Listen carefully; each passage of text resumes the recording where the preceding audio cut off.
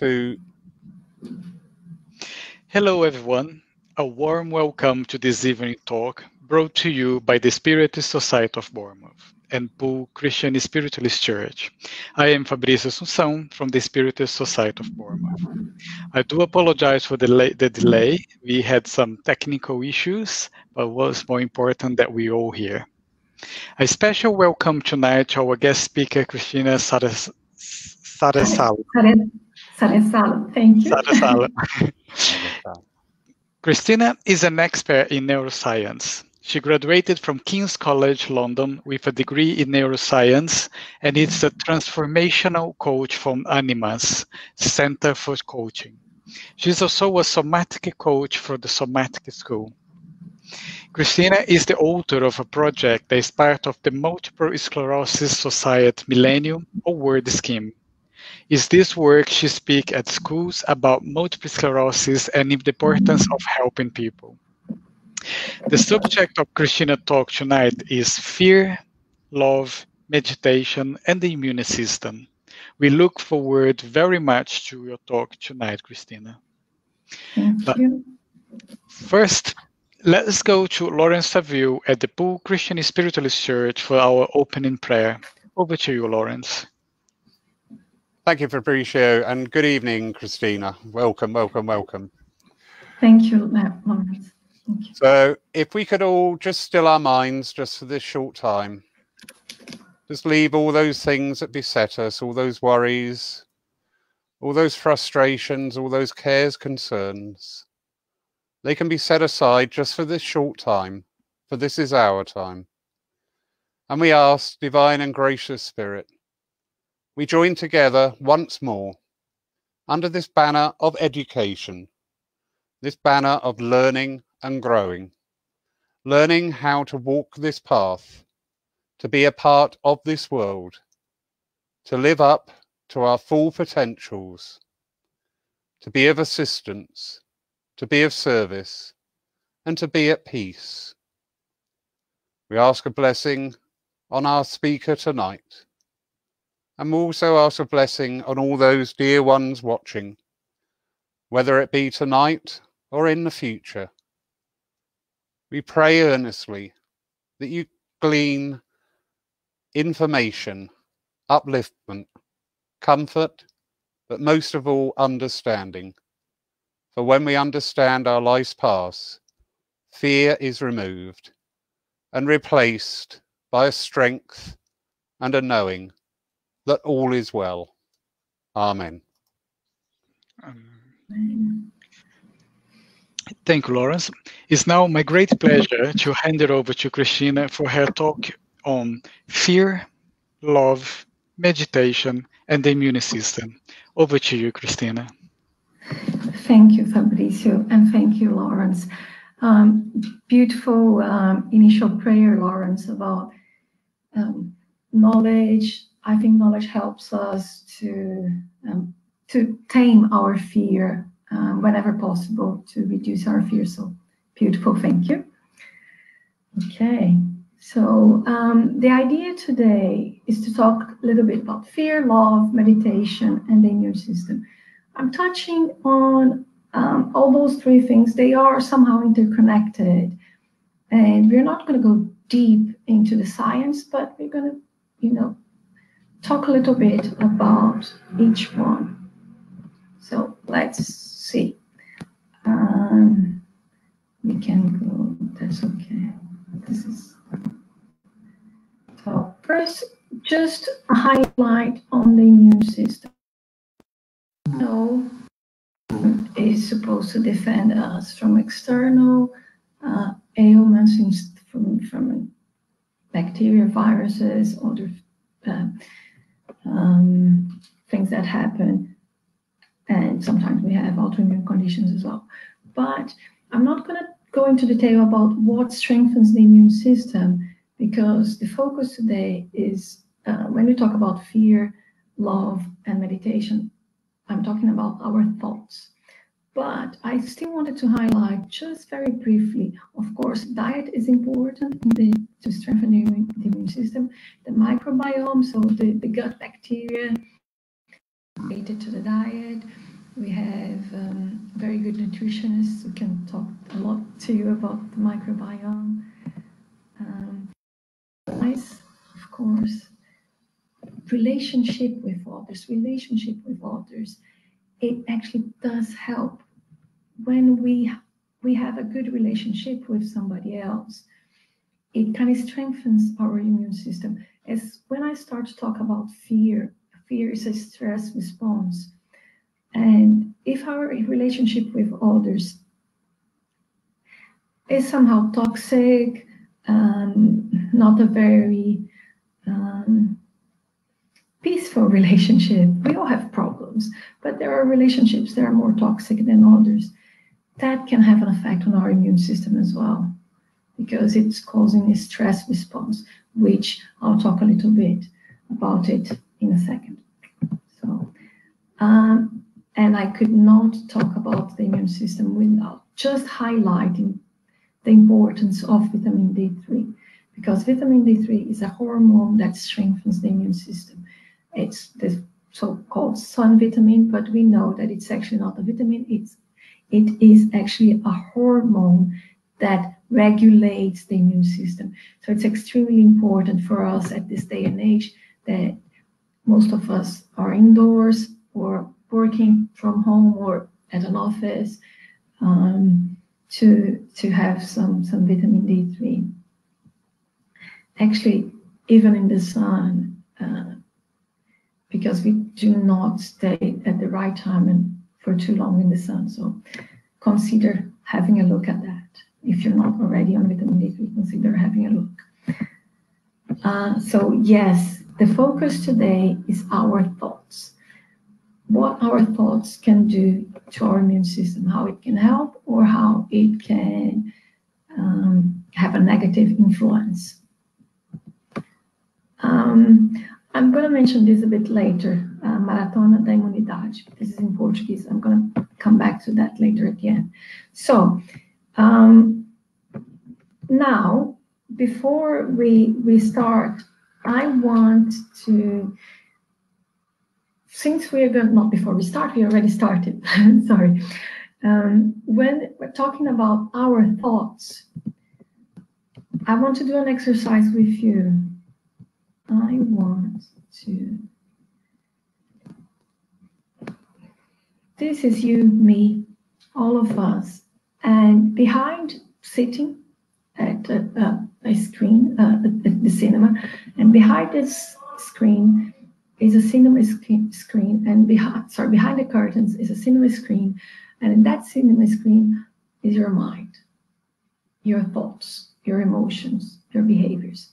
So I would like everyone, I invite everyone to take 1 minute. I'm going to mark it here, 1 minute, to think. Do not think too much. To the first word that comes to your mind related to thoughts, emotions, or behavior, think about it and write it down, and we'll come back to it later. Just think about it and write it down. 1 minute.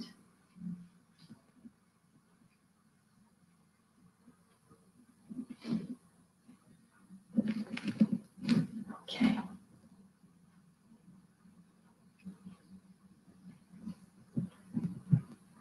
Okay, so remember your thoughts, and we're going to come back to it a bit later, okay? Yes, so behind the screen are your thoughts.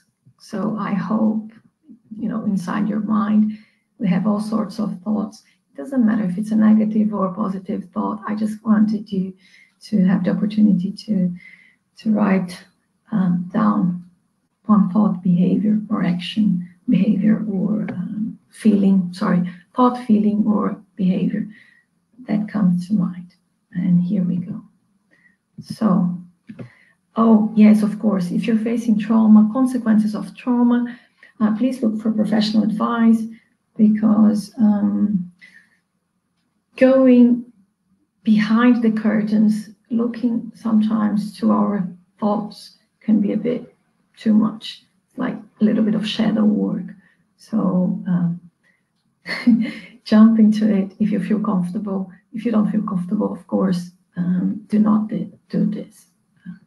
Okay. So, fear and the immune system. So, fear is an emotional stress, and we have different kinds of stress. We have chemical stress. The body suffers different kinds of stress: chemical stress, physical stress, if you have an accident, and things like that. The fear is considered emotional stress, and when we have fear, since it's stress, we are going to have a stress response. And when we have a stress response, what happens with our bodies?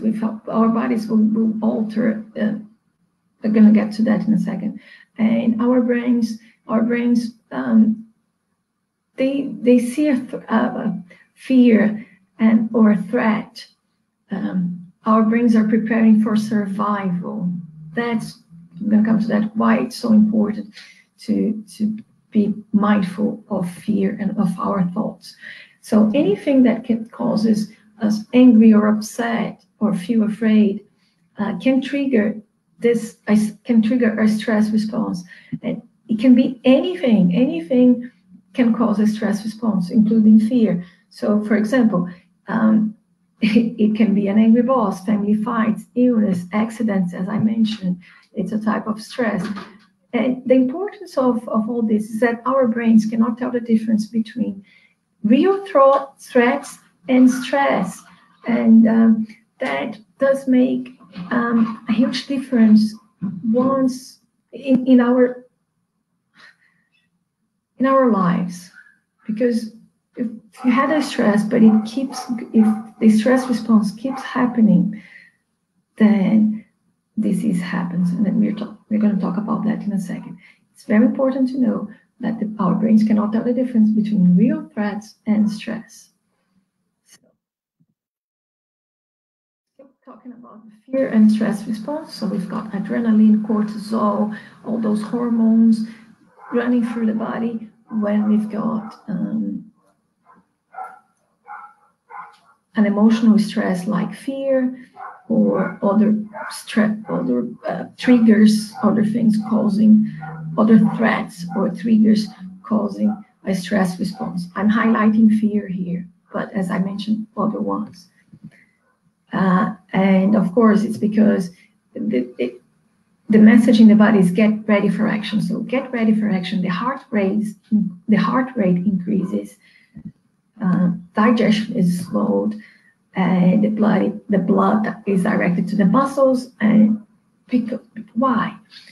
You don't need blood in the gut to digest anything. If you're running from a tiger, you need blood in your muscles, in your legs, in your arms to run. Okay. What's going to happen? Eyesight is narrowed. You're focused on the danger, and you do not see ahead. Why that is important is because with that, in the long term, I'm going to have another slide that's going to clarify that a little bit later. But with fear, with long-term stress response over the years, that happens a lot when we have trauma, especially childhood trauma and other trauma. The stress response keeps going, and that will weaken the immune system. And what happens at the same time that you have cortisol and adrenaline, there is no time for growth, for the growth hormones. And we're not talking about growth hormones. We're not talking about growing up like, children. I'm talking about we need growth hormones for cicatrization, if you have, for healing.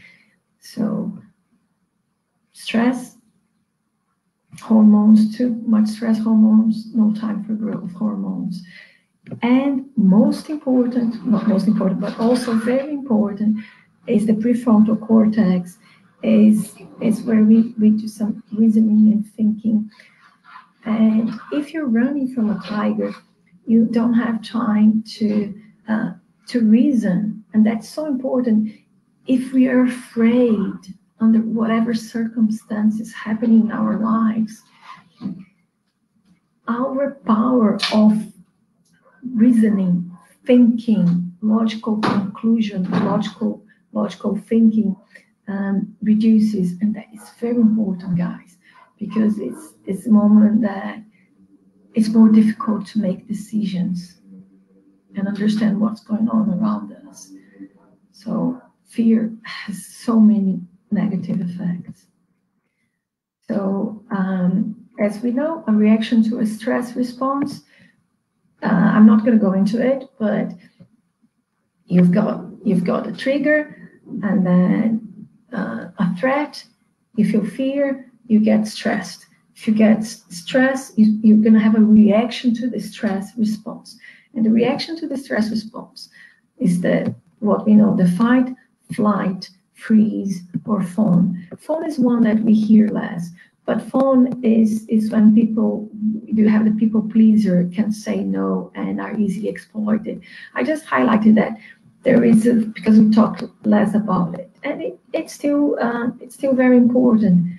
And we can have people that are going through, this stress response, reaction to stress, and either for something that just happened or for ongoing stress. We cannot go through all of those at the same time. One doesn't exclude the other, or sometimes you're in one stage, sometimes you're in another. And I just recommend one book. There are many good books, but if people are interested in this, is Pete Walker, Complex. He talks about complex PTSD from surviving through thriving. He talks a lot about phone as well. Okay. So next, yes. So I wanted to make it now more visual. We're going to go through what I just said, but in a visual way with some pictures to clarify. Okay. So if you have a threat, a trigger. In this case, we're talking about fear, which is an emotional stress. Let's see what happens, is what we talked about. But why did I want to put the little lion here as well? The cat, that famous picture that you see a cat, and when the cat looks in the mirror, the cat sees a lion. Lots of things are about perception as well. And remember that our brain cannot tell the difference between a real threat. At the back, the brain cannot tell a real situation, a real threat, and sometimes a stress, especially, again, that happens if we've got complex PTSD and other things, that something happened in the past, and you carry on with that stress response. So anything can take you back. You get that trigger over and over again. You can have that trigger, that response, or the trigger, that response over and over again. So certain things are about perception, the way we perceive threats. There are threats that are real. I'm not saying that they are not. There are threats that are real, of course, and others that it's important to tame down the fear a bit and evaluate everything that's going on around us. So fear, courtesy of my daughters, those arrows, so thank you. So what happens as those responses that I just mentioned now, you've got a threat, you've got a threat, you've got a trigger, you've got something triggering the emotional response, emotional stress of fear, you've got someone afraid, you've got someone running, and you've got all that stress happening. And when that happens, what happens in the body? What happens in the body is that we've got a release of stress hormones, including cortisol and adrenaline. And to start with, stress response is a good thing, because cortisol and adrenaline is of course what keeps you running, what keeps you going. If you do have a threat, you need to run. So you need the cortisol and adrenaline. They give you the strength, that give you blood running where it should go. It goes where it should go for you to run or hide or whatever it's necessary for you to protect yourself, for all of us to protect ourselves. So we've got all the responses that I just mentioned: fight, fly, freeze, or fawn. But what happens over time with too much cortisol and adrenaline is that we're going to have to start. We have an inflammation. The body will produce an inflammation reaction. Sorry, before we go there, the cortisol, it's also connected with happy, excited. You've got a roller coaster of emotions when we watch a movie. I don't like terror movies at all, but people like, be on the edge, or sports, like bungee jumping or things like that. You're on the edge, and that you have cortisol running through your veins. You have cortisol running, through the body. So that is okay for a little bit. And I just tell a little story about my grandmother's dog. This, the Basset dog, the sausage dog. This was many years ago, but it was a sweet dog that would bark and bark when the doorbell rang, like he was a lion, just bark and bark. But when my grandmother would go to open the door, he would run behind my grandmother's legs, and he would go back to being a little dog, because he would bark and bark, but he would always hide behind my grandmother. And one day, he would not stop barking. He would stop barking. So people at my grandmother's house, my grandmother decided to have a look. There was a little snake. So that's why he couldn't stop barking. He saw the snake, he saw the danger, he saw the threat. And in animals, when animals have a fear response to a threat, animals will do whatever they have to do. Fight, you have that response. But then after some time, the animal shakes it off and goes back to being an animal, to doing whatever it was doing. Us human beings, we do not do that. We carry our stress response in our bodies. I'm going to show you a slide later. It stays in our thoughts, and our bodies carry it as well.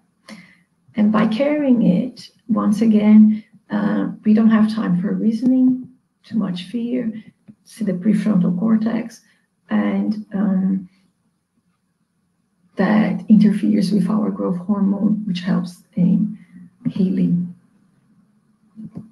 And so if you don't have growth hormone for healing, if we cannot think what's happening in the long term, we get sick. We ended up getting sick. I don't know, but perhaps your grandmother, somebody told you before, to not worry about this, or otherwise you're going to get sick. Yes, it's true. Of course, too much worry, and we end up getting sick. And this is so important, that idea of fear, the fear response. It's so important because except cortisol in the long term, over months or so on, it becomes less efficient. You're not going to feel the excitement and things like anymore. And it starts weakening the immune system, as I mentioned here already, the growth hormone and everything. And just to say how strong cortisol is that it is used when someone has a transplant. It's used in transplants to tame down the immune system, so the immune system will not reject a new organ. So guys, it's so important that the fear over the months, the last few months and so on, this fear, our immune systems are just weakening and weakening and weakening.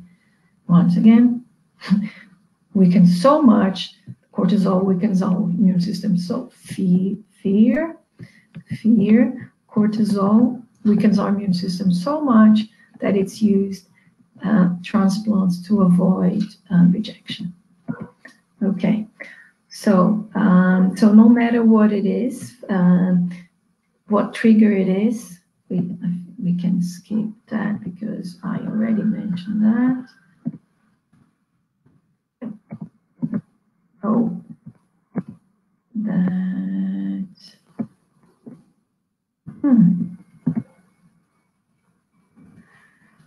Oh, I'm having a problem here, guys.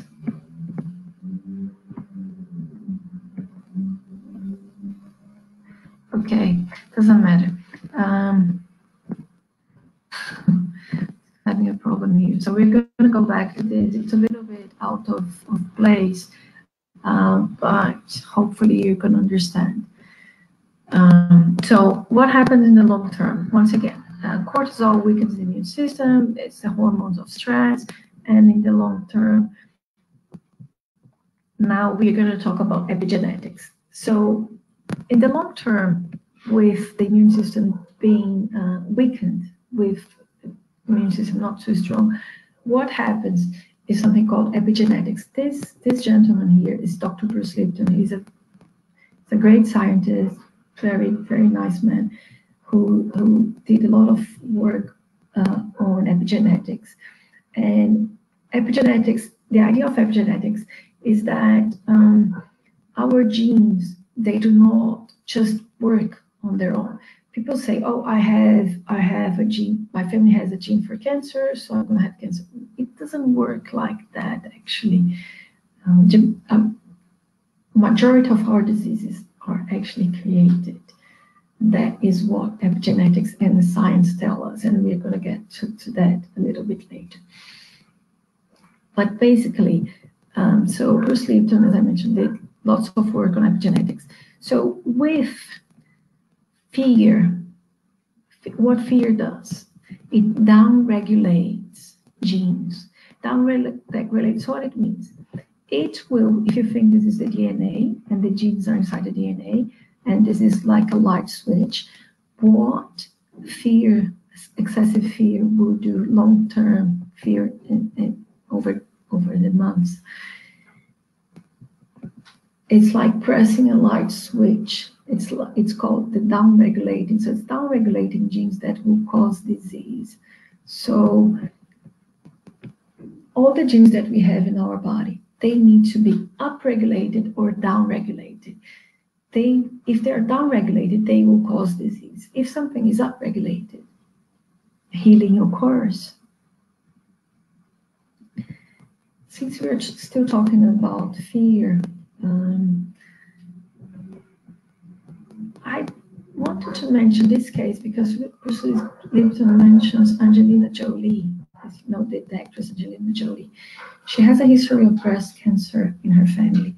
And because of that, she removed her breasts because of the gene that her family has. And Bruce Lipton said, yes, she would probably have breast cancer because of her thoughts, the way she behaved, the way she thought. Because our thoughts are very powerful. Our thoughts are energy, like we know in the Spiritist community and other communities. Everything is energy, including our thoughts. So our thoughts, they do affect our bodies, our immune systems. And even if the person had the right conditions, as I mentioned right at the beginning, which is the diet, which is exercised even with all the right conditions. If the fear is too big, the stress response will be there, and that can downregulate genes here. I think it's too small for you guys to see, to read, but it will downregulate genes, and in the long run, you have a disease. So in the case of Angelina Jolie, Bruce Lipton mentions she probably did the right thing because of the way she thought. Not necessarily because of the gene, but of the way she thought. She was downregulating the gene that would cause disease. So his words. So if we are thinking about the worst all the time, we are, of course, downregulating genes. Once again, we are downregulating genes that will cause disease. Sorry, there are things in Portuguese and in English here. But the important thing as well, another thing to pay attention to in psychology, we've got emotional contagion. So it's a little bit about this. If someone has it, someone in my family, someone has it, it's a bit like, I've got to have it as well. So in society, this is emotional contagion. This is quite dangerous, actually, because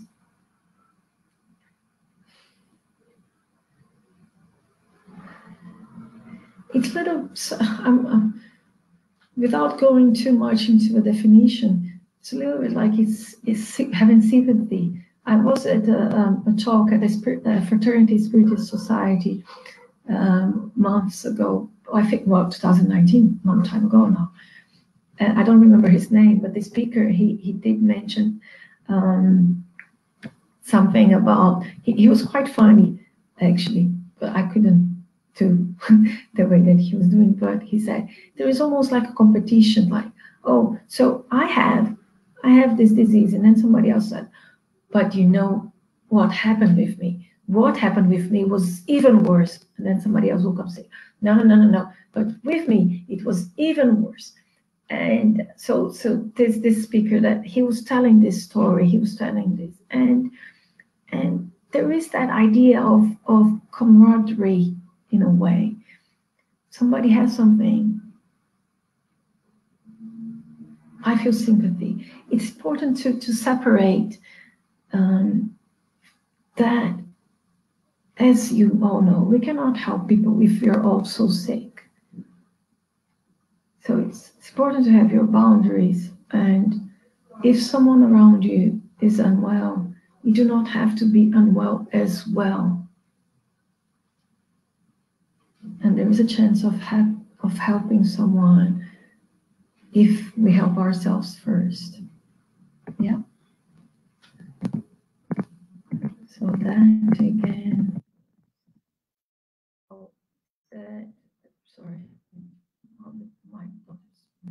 But okay. So the only thing that's going to come up here is that the 30,000 genes, which I did not mention before, is that when we this epigenetic trigger, this epigenetic science, it will say like we have 30,000 possibilities for the same gene. So the way we think, the way we feel, what we eat, the environment, we can have 30,000 copies of the same gene. Sorry, not 30,000 copies, but 30,000 variations of the same gene. So the chances that you have chances of getting ill, but you also have the chances of not getting ill. You have the chances of downregulating a gene and getting ill, or you have the chance of upregulating a gene. You have 30,000 options with the same gene. So that's a lot of options.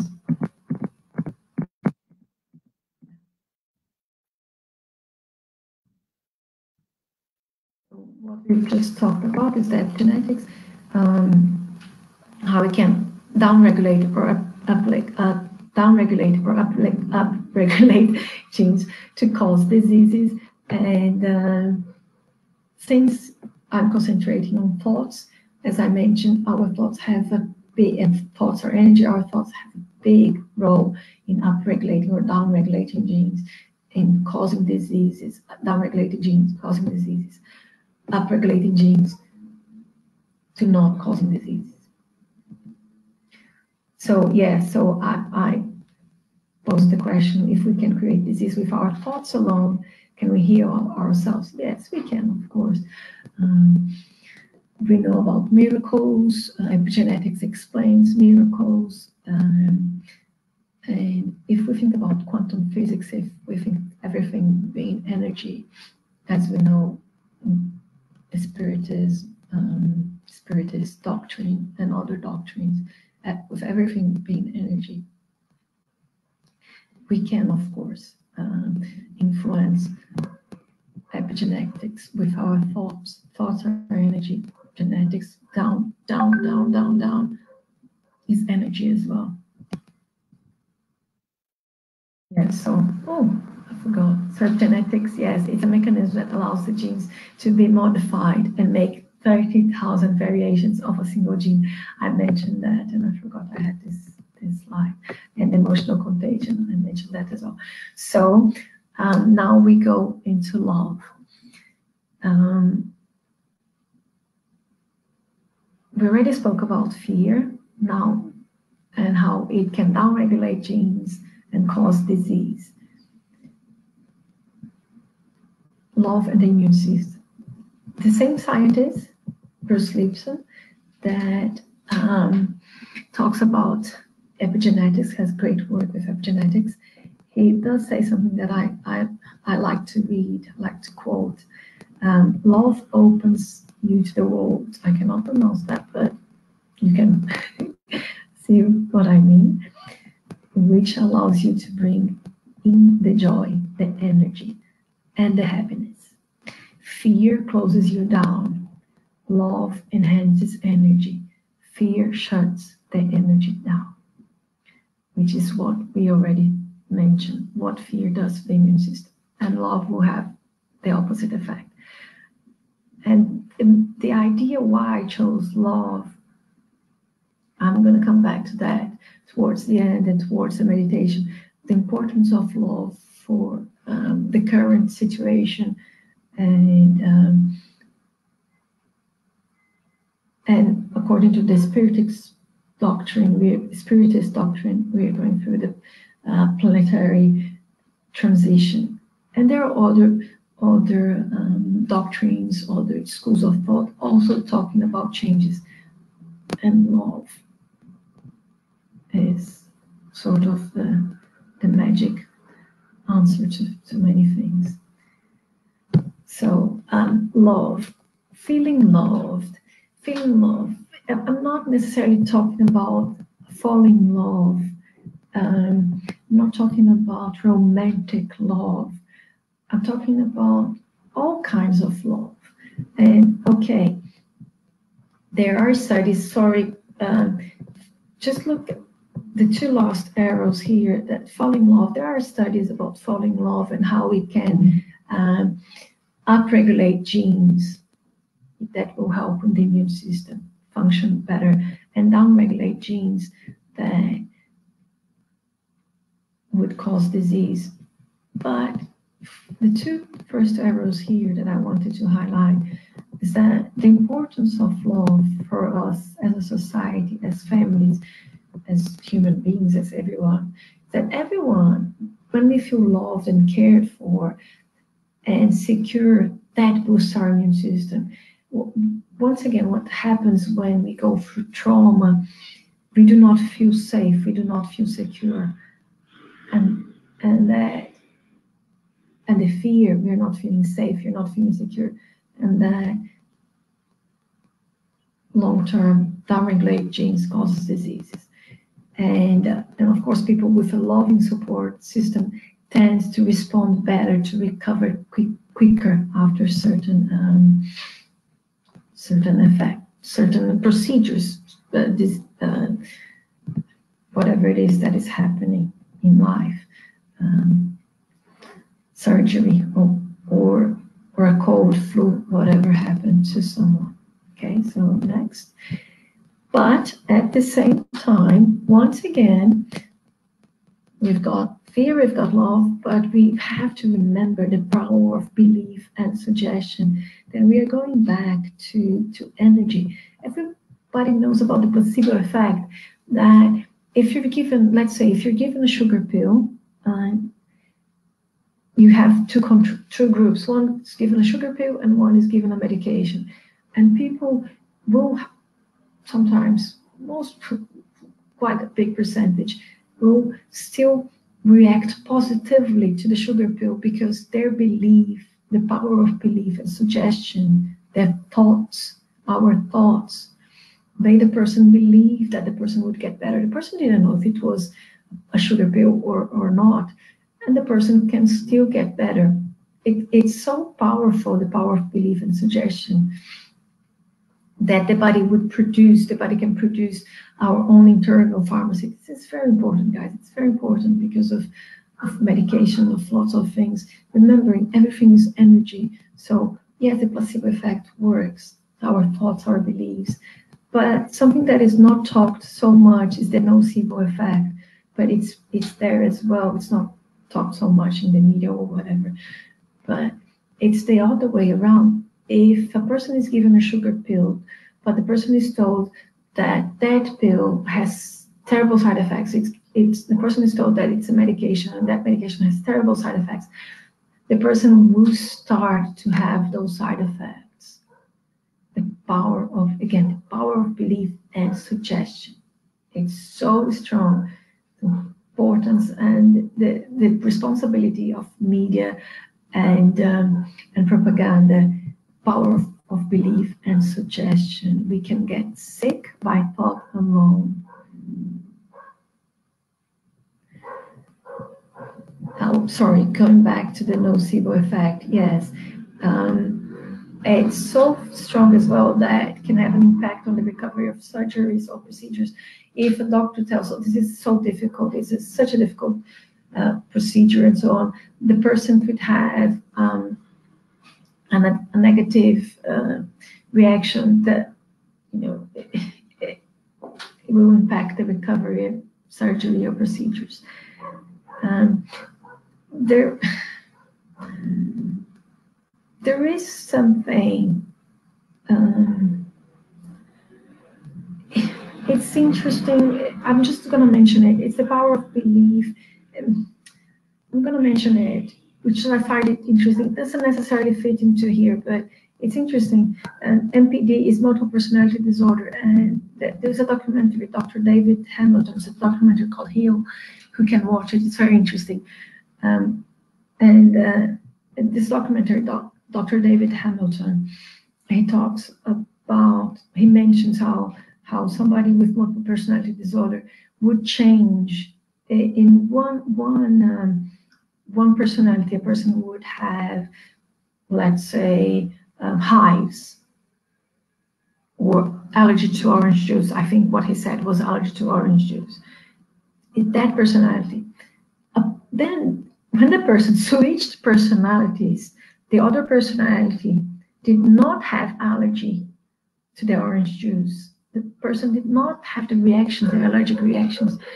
So something interesting is going on there. The power of belief.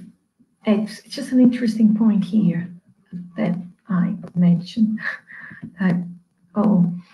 This is just an inside joke. I turn on, I turn off. It's the gene in therapy. Guys, give me a break. Regulate your thoughts, because I'm turning on, I'm turning off. Disease, down-regulating, up-regulating, down-regulating, up-regulating. Just a silly joke. Okay. Oh, yes. So our thoughts. Remember when I asked you to think about something and put behind the curtain your mind and think about one thought, feeling. I don't think I mentioned emotion, but feelings, emotions, or action. The interesting thing is that our thoughts is that we have like 67,000 thoughts a day. So our brains are like, our minds like roller coaster. But the interesting thing is that 90% of those thoughts are the same. So here we are thinking. But what we are doing is we're carrying our thoughts. We're carrying an emotional baggage. We're carrying a baggage of thoughts with us.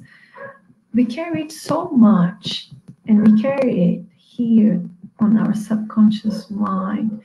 The iceberg, you can see the tip of the iceberg is the conscious mind, is what we can see, is what everybody else can see.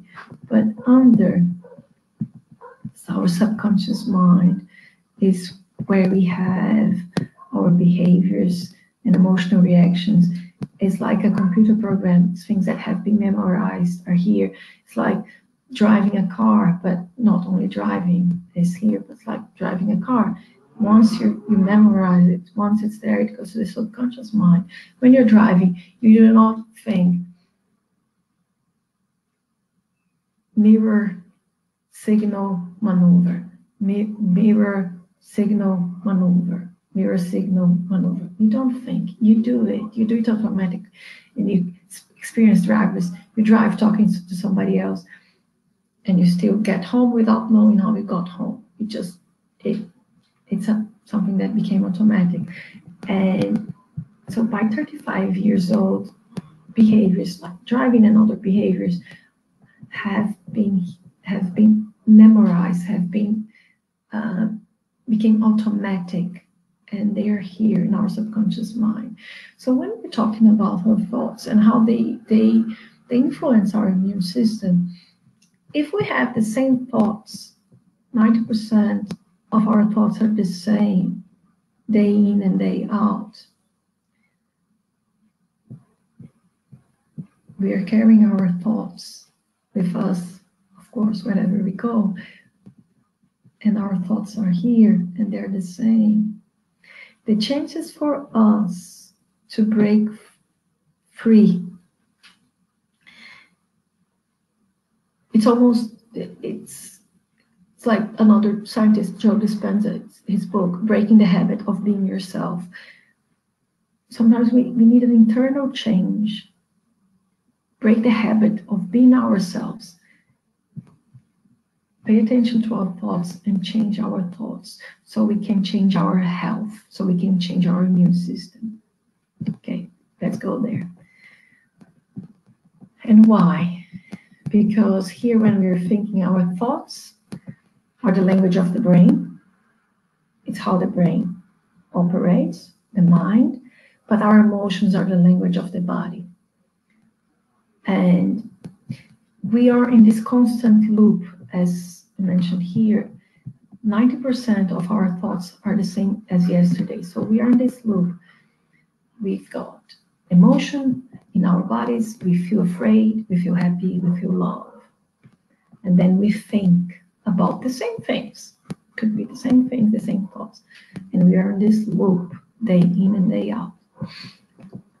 Fear, body, mind, mind, body, body, mind, mind, body. There are ways of going to the subconscious mind. I did put here somatic coaching, but there are so many others that we do exercise to release the baggage that we are carrying in our subconscious mind. Once again, these things, traumatic events are quite here. They are stored here in the subconscious mind and in our bodies. So when we're talking about reprogramming our minds, we should be mindful of everyone's experience, because everyone will, of course, have had a different life. Call it whatever you will, be it karma, or people who do not believe in karma. Here we do. People who believe in karma or not, something happened and it's stored here. So for us to break this cycle and strengthen our immune systems, there are ways of doing that, of ways of releasing that.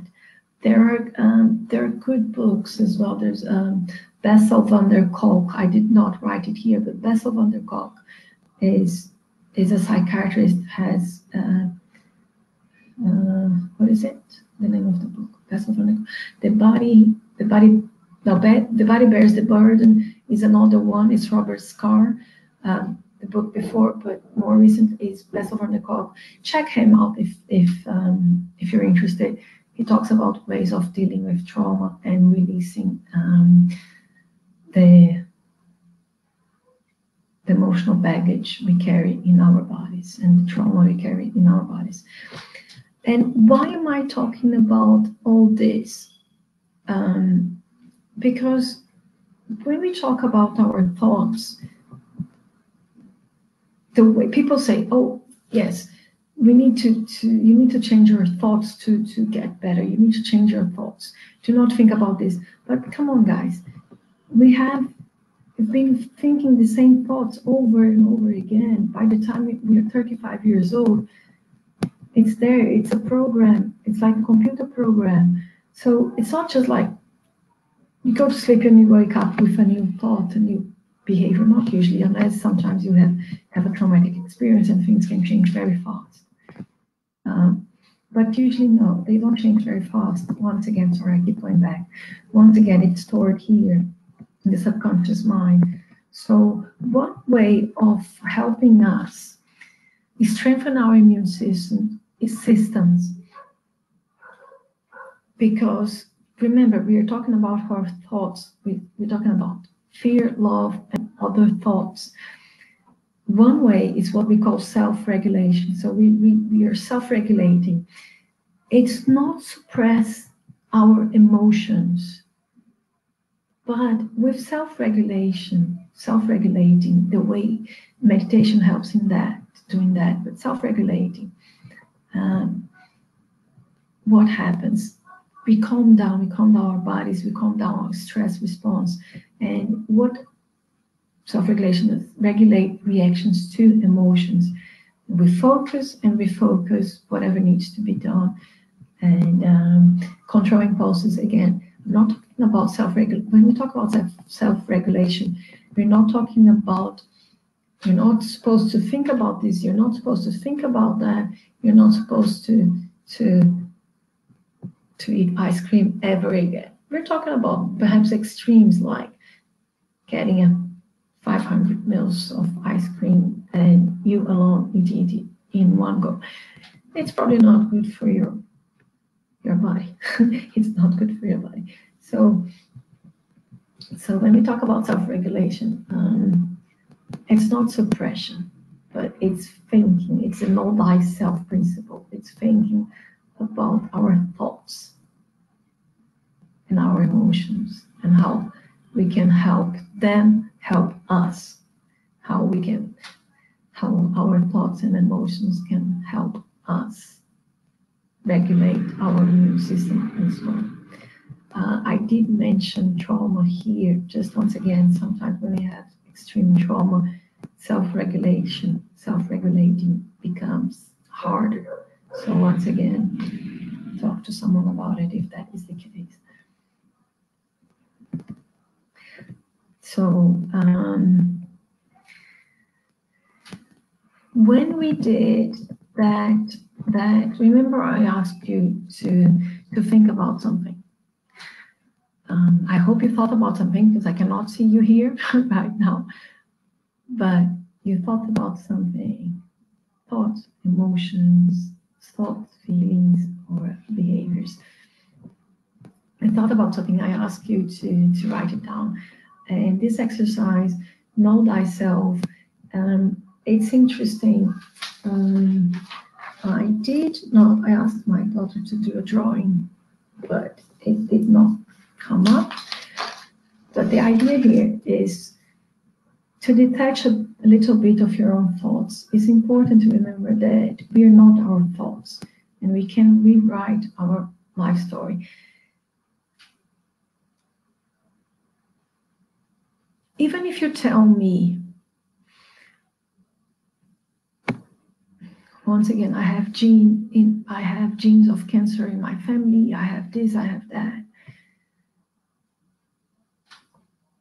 I saw different numbers, but most recently I saw that 98 or more percent of diseases are created by thought alone. It's epigenetics once again that I mentioned before. Because even with the right environment, the right food, the right exercise routine or whatever, if we are afraid or whatever it is that we are thinking about, we can go one way or the other. We can down-regulate a gene or up-regulate a gene. Our thoughts are that powerful. If you think about the quantum field and the Spiritist doctrine, the fluido cósmico universal, the cosmic universal fluid, everything is energy, and you get in touch with it. You can go one way or the other. Our genes are also energy, so you can down-regulate it and cause a disease, or you can up-regulate it and have a healing experience. So with that exercise, we're not going to go too deep into it, but just to have a little break is get that thought again that you wrote down. And the idea now is that I had my daughter's drawing, but we did not upload it, but I will use myself. So here I am, and I have a thought. Let's say for me, I'm going to be honest, people who have had sometimes, for example, lots of childhood trauma, and we accumulate lots of anger. So you become anger. So imagine here there is a label or a cloud around me. There's a cloud around me, involving my whole body. So think about a cloud involving your whole body with that thought. Positive or negative, mine, I'm using anger. Because that was something for me that I had to work a lot on. So once again, trauma creates it, it's one of the responses. So imagine a cloud around you, and somewhere in this cloud, write down the emotion, the thought that you had, that one that you wrote before, either positive or negative. It doesn't matter, positive or negative. Okay, so it's there. Something I'm writing, I say that it's a label that we put. Right, it's inside the cloud with you. Okay, so now if we detach that we're not our thoughts, and we can sort of control our behaviors, can try to self-regulate. I'm not saying control to suppress your emotions, suppress feelings, not at all. It's just things that could dampen down the immune system. Okay, going back. So cloud with the feeling, with the emotion you wrote inside, okay? First of all, it involves your whole body. And then let's get the cloud start moving to one side, to your side, perhaps involving your heart, and you're still hanging on with that cloud and that feeling. Let's say it's written here, anger. I hope you can see my arm. Let's say it's written anger in my left arm, and a cloud around it. But look, I'm not anger. I'm not anger. Anger is still a part of me, but I'm not anger. And then get that cloud with the feeling, with the thought, with the emotion, whatever it is, the behavior, written inside, put it on the side and have a look at it. That's your emotion, that's your thought, that's your behavior. It's there, you're not it. It may be part of you, but it's important to detach of our thoughts sometimes. And the idea of detaching here of our thoughts be positive or negative. Once again, it's the immune system. If we're too attached to our thoughts, the fear, whatever thoughts we are having, it's difficult to self-regulate. It's difficult to perhaps have an influence in the immune system that is not so, I think catastrophic is a big word, so I'm not going to use catastrophic, but that's the first word that came to my mind. Let's say a strong effect in the immune system, a strong negative effect in the immune system. Okay, so cloud, thoughts to the side, know thyself, self-regulate our thoughts. It's not about suppressing it, it's just understanding that you're not your thoughts, we are not our thoughts, and we can have control over it if we work on it. Okay, so that's the screen. That screen is your brain, is your mind, and you can come back to it whenever you want. There it is. The thoughts, the thoughts that are inside our brain, our mind. Yeah, okay. Right. And now we're going to go a little bit more. We passed halfway talk already, but we're going to go into talk about love, and we talked about fear and love.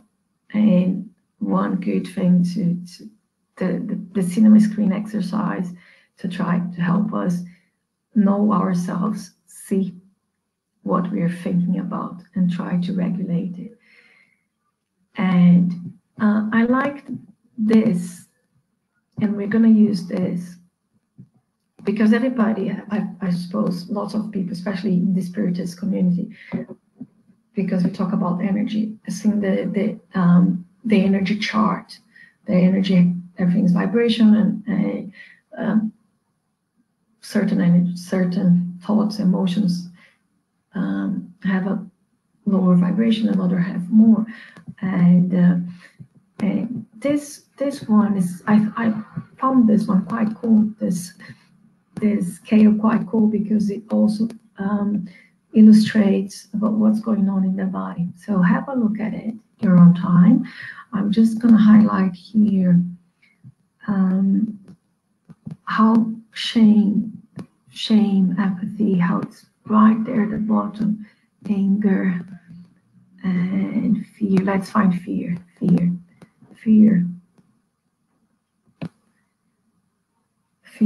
Vibration of fear is quite low. So it's important for us to be aware of it. I'm not saying I don't feel afraid. Everybody feels afraid. Especially whatever circumstances, we have different circumstances in life. But be mindful of it. Be mindful of your thoughts. Be mindful of situations and see what's going on. And the other ones that I wanted to highlight here is love and appreciation and compassion. See how it's towards, it's quite high up, and it's important. Those will be important because we are going to talk about it at the end, just a little bit, in a few seconds, about the meditation. We are going to use compassion, appreciation, gratitude as well. I don't think gratitude is here, but oh yes, it is here. Yeah, of course, compassion, appreciation, gratitude. Yeah, it's quite high up. Okay. So yes, we talked about emotions. We know about that. Important to raise the frequency of our thoughts. We know the water. It's important. The experiment, the water experiment, Masaru Emoto. But I think we can go to the next one because we know about the energy. scale, vibration. So I wanted to give you a few examples of healing, because say, okay, yes, you're talking, but is it real? Can we really heal ourselves without medication? Can we really heal ourselves? Are there miracles? Yes, there are. Of course, there are. We know that. Scientifically speaking, it's the epigenetics side of things, as I mentioned many times now, upregulating, downregulating genes. So now those interesting, I gave those 5 people here because they were people that used their thought to live life in a healthier way, in a healthier manner. So just quickly, here first is Dr. Joe Dispenza. I mentioned him already as a neuroscientist from, I mentioned the book, Breaking the Habit of Being Yourself, and he has many other books. He's a great scientist. He had a terrible accident. He had a terrible accident a few years ago, decades even. Very healthy, riding a bicycle, had an accident, was hit. I don't remember if it was a truck or a car, and he was paralyzed. He was in bed, and he was told that he would never walk again. And he saw, I think it was 4 doctors who told him about the surgery, that if he wanted to have a better life, that he should go for that surgery. And him, as a professional, at the time he was a chiropractor. He said that he would suggest that to his clients, to his patients. He would suggest you should do that surgery. But for him, he didn't want that. And he started thinking that if there is an intelligence, now we are getting access to the quantum field, to the cosmic. I'm sorry, I keep thinking Portuguese. Fluido cósmico universal, cosmic universal fluid. So he said, if there is an intelligence that gave me life, there is an intelligence that can also help me heal. And he was in bed, he says. He was in bed, he had nowhere to go. So he started meditating and doing some mental exercises. And after 6 weeks, he started getting better, but he didn't give up. It's the consistency. In neuroscience, we know that it's the consistency, it's the repetition that changes behavior and thought. It's repetition, consistency. So Dr. Joe Dispenza, after 6 weeks, he started getting better. After 10 weeks, I think it was 10 weeks, he was up on his feet again. And now, before everything, he was traveling and giving talks and lectures and writing books everywhere. Next one, Norman Cousins. I'm going to go faster with Norman Cousins. He was an American journalist. He had different conditions, and again, the doctors gave him a very bad prognosis. You don't have, it doesn't look good. And one of the things that he did, he used humor. He hired, he rented, I think at the time, I don't even know, decades ago, probably the VCR time. But he was watching comedy. So he would watch comedy over and over again. He would watch comedy. And that is also important. The same with the exercise, movies. Our thoughts, our emotions, they change as we watch a movie. You watch a terror movie or comedy or romance, our bodies change. And Norman Cousins, he knew how to do that by watching comedy. It helped him. And he had series of other diseases, and he had I think he had a heart attack. He had a series of things, and every time the doctors said to him that's it. I think he lived 20 years over what he was told. So there we go, controlling our thoughts and of course our behavior, our actions.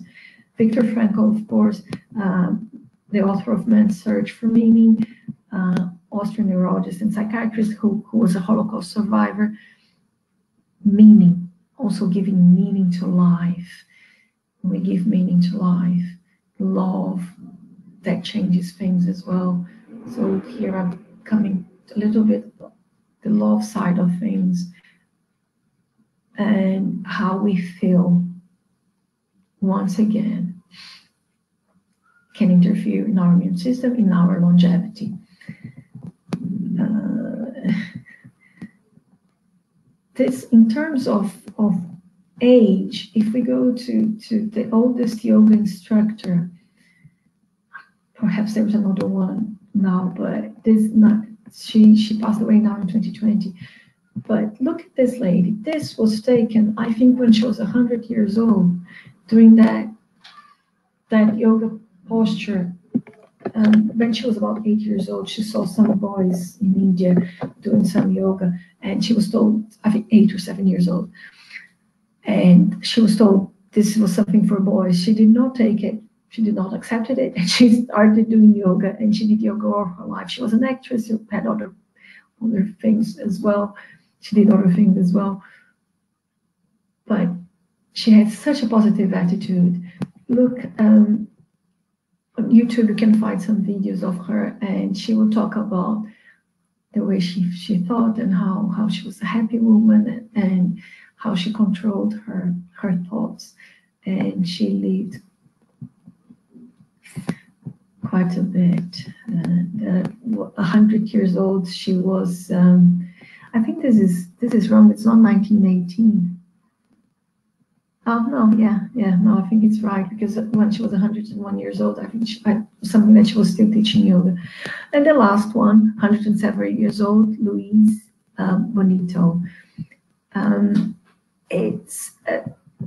Last time I heard she was 107 years old, and this is her 122nd birthday. And here it looks like she's crying. The photo is not very well, but she was laughing. She was laughing because when she went to blow the candles, when she went to blow the candles, her teeth came out, her denture came out. So she couldn't stop laughing.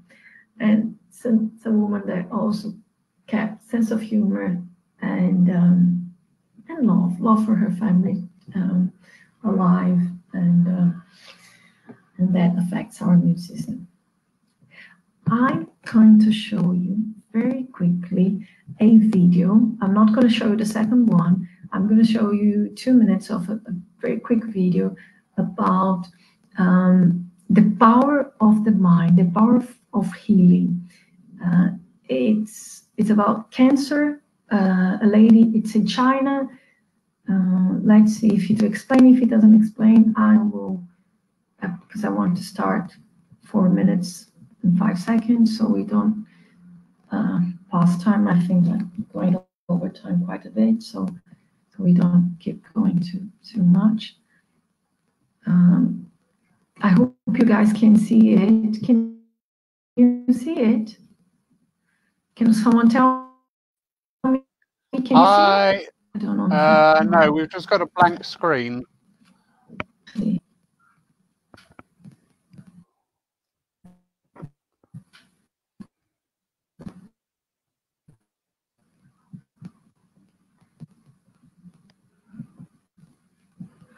Sorry, guys, I don't know. Can you see? I don't think. Let me see. Oh, it's still okay. While it is loading. It is a. Tem que parar de filho. Para de 30 minutos. I'm sorry, the girls are. Oh, it's all right. Okay, all right. Let's see. So what happens is it's a medicine-less hospital that they had in Beijing, China. I don't know if they still have it. And this was doing of practitioners, and they do a chant to heal a cancer in the bladder. So it was the power of thought, the power of intention, and the power of thought, the power of intention. Let's see. And this video is very interesting. If it doesn't come up here, you can see the link, and you can watch this video. There are other variations of the video, which are longer variations, and it is so awesome. It's very interesting because they get to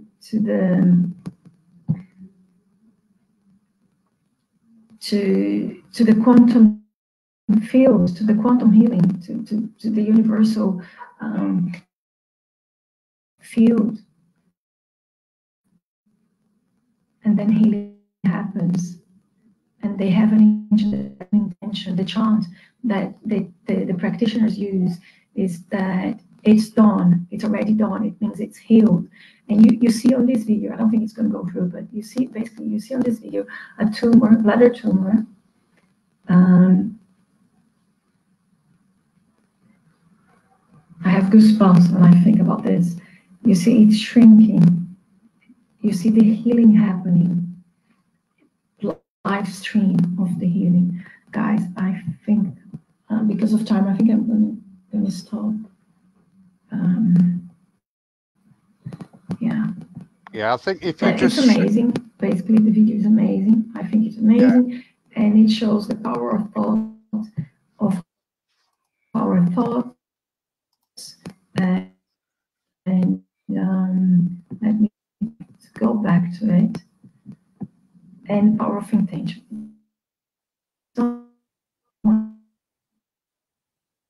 No, you've lost it. I think the screen sharing is taking up too much of your bandwidth, Christine. And you've put yourself on mute, darling, as well, so we can't hear you.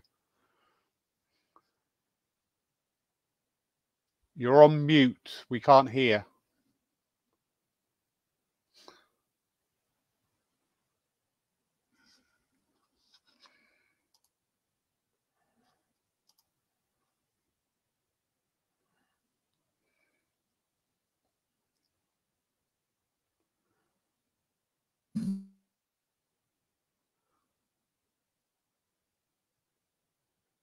Yeah, sorry, Christine. Oh, that's better. We can now, but I think with the screen sharing, it's making your signal break up too much, darling.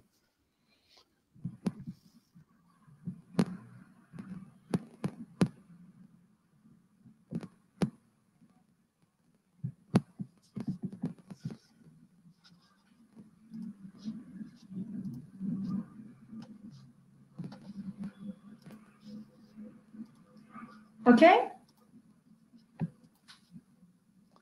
Yeah, okay. We've just got the links up there. Okay, cool. So there we go. You can watch this later. It's very interesting, quantum and sound healing. Oh, the sound healing, it's another thing, but please read what I mentioned here. And now we go to meditation. It's the last part of the talk. And we know meditation, it has many, many benefits in the immune system, but I'm going to go straight into a quote from Carl Jung, who looks outside dreams, who looks inside awakes. I like this meditation, this quote very much. Just three of the things that meditation does, just to sum up, because there are many others. It calms the mind and helps in the decision making. Remember at the beginning that I mentioned that when we affect our prefrontal cortex with fear, it makes it more difficult in the decision making. Meditation helps us in the decision making and helps us reduce the stress and anxiety that we are going through. And the meditation that I wanted to do with you, the one that I chose, is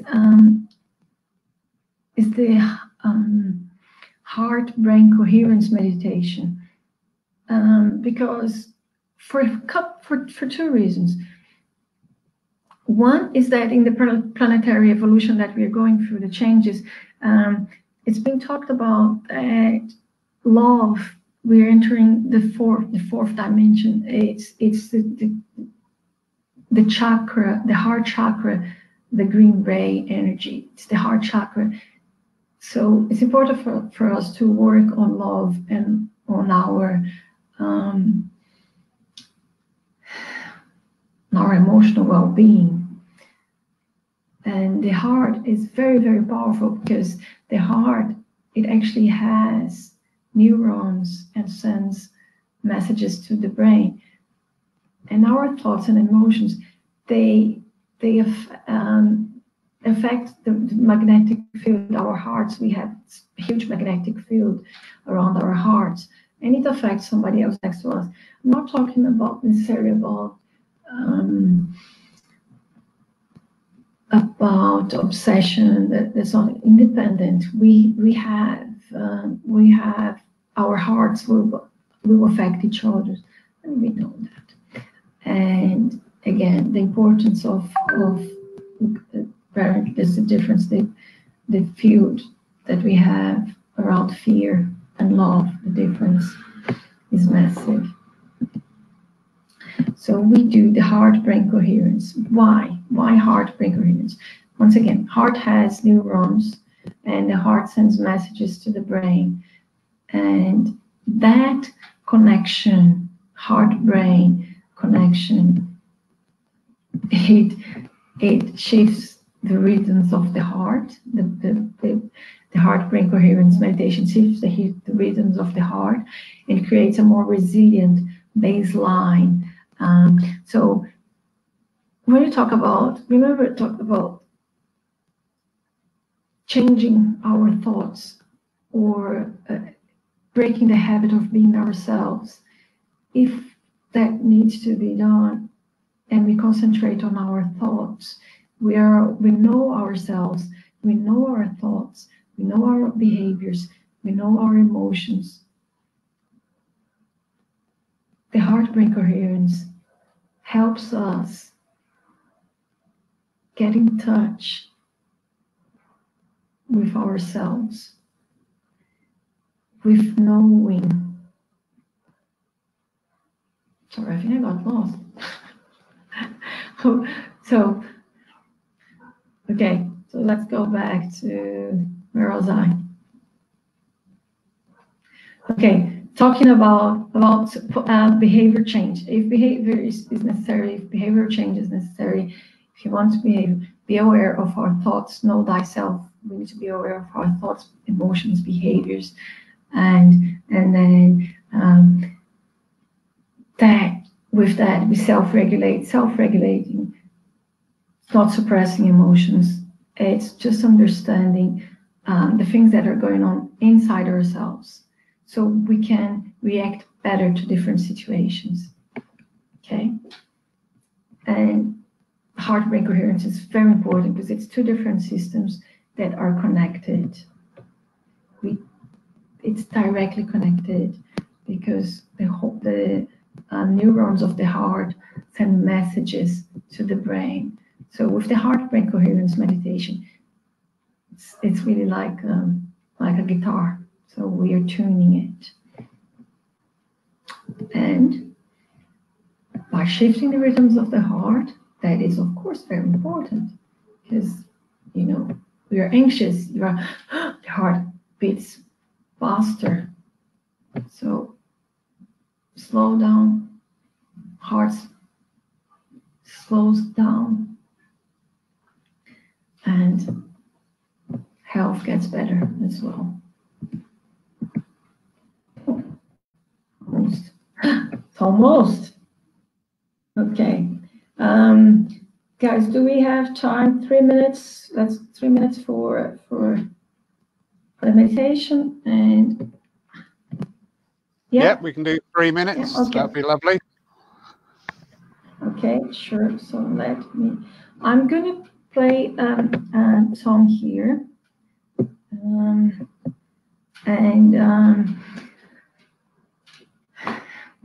What's going to happen, just very quickly, is that for the heart brain coherence meditation, there's the Heart Math Institute who does research on this, the heart brain coherence, and they found out brain scans and so on, found out there are certain, remember the chart, the motion, the vibration chart that we can use appreciation, gratitude, compassion, love, for example, those four: appreciation, gratitude, love, compassion, and what first slows down. We will slow down with our breath, and then we're going to think about those emotions, and you see that it's a very simple and effective thing to do.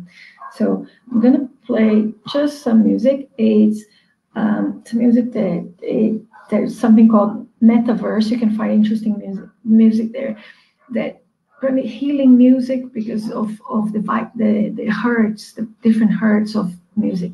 And the one that I'm going to be playing, it's 111 hertz, and they titled it Cellular Healing, the holy frequency. So promote cellular healing, it's the holy frequency.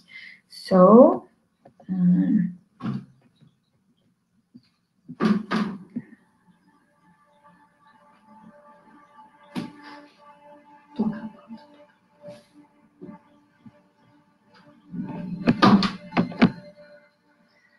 okay, so if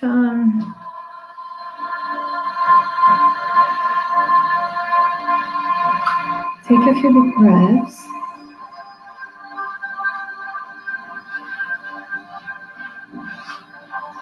Breathing will slow down our heart rate.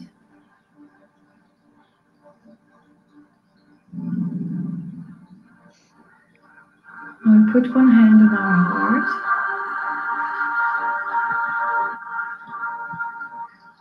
Because where attention goes, the energy flows.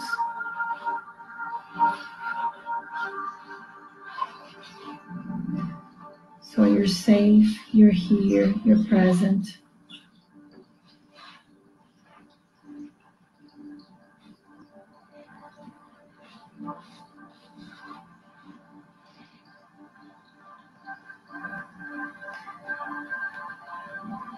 With the heart rate going down,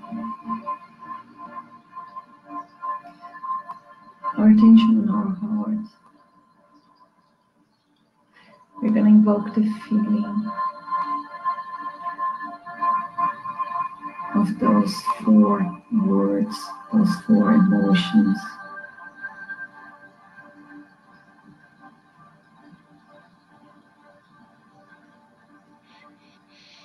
What makes you feel compassionate? Compassion, gratitude, appreciation, love. You do two more times.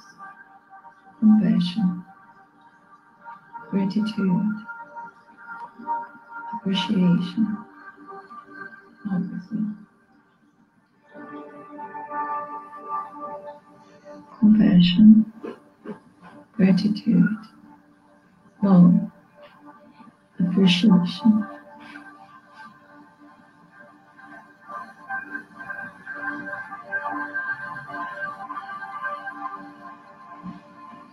You're safe. You're present.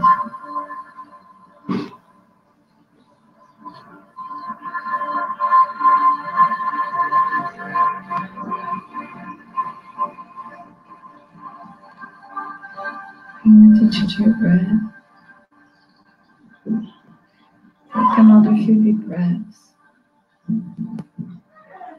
as you're going to close this meditation.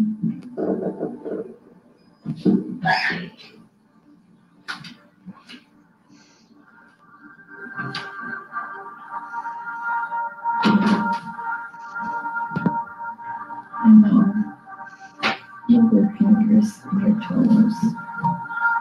And when you're ready, open your eyes.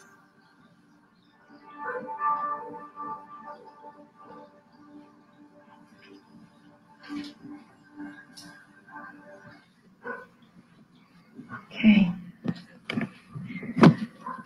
And with that, sorry, it was a little bit rushed, but with that, we conclude our talk. We talked about how we based on our thoughts, how it interferes with our immune system positively or negatively, a little bit of the science behind it, and an exercise to be aware of our thoughts, be mindful of our thoughts, the skin to screen exercise, and a good thing that I really think it's worth it have a look at it. There's some very good heart rate coherence meditations you can find on YouTube, so have a look at it as well. And with that, we conclude, and I say thank you very much. Thank you, Chris. It is lovely. I'm concerned about time, so I will ask one question. We have a lot of comments here on Facebook, but because of time, I will read one question, and then I think we need to close the event. So a question comes from Bob Williams, and he say, does religions believe in an all-powerful and loving God act as a healing placebo for people, neurologically speaking? If people who, sorry, can you repeat that? But yes, that's a very interesting question. Can you repeat that, please? Yep. Does religions believe in an all-powerful and loving God act as a healing placebo for people, neurologically speaking? Yes, I think it is possible. Yes, I think it's possible. That's a very interesting question because the thing is, our beliefs, since our beliefs are powerful in a way that, as I said, upregulating or downregulating genes, if you believe that, but there's a difference actually, thinking about it. If you believe that God can heal you, you're taking the power away from you. When we have faith and we believe in God, we also have authority of our own thoughts, feelings, and emotions. And that is what makes a bigger difference. The blind belief in itself,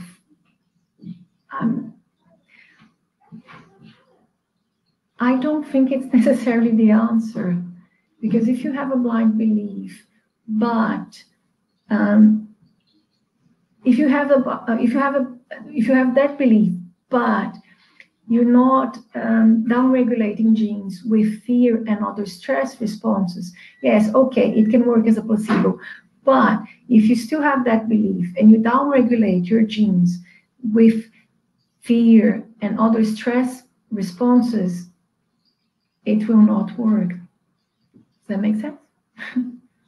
Yeah, that's lovely.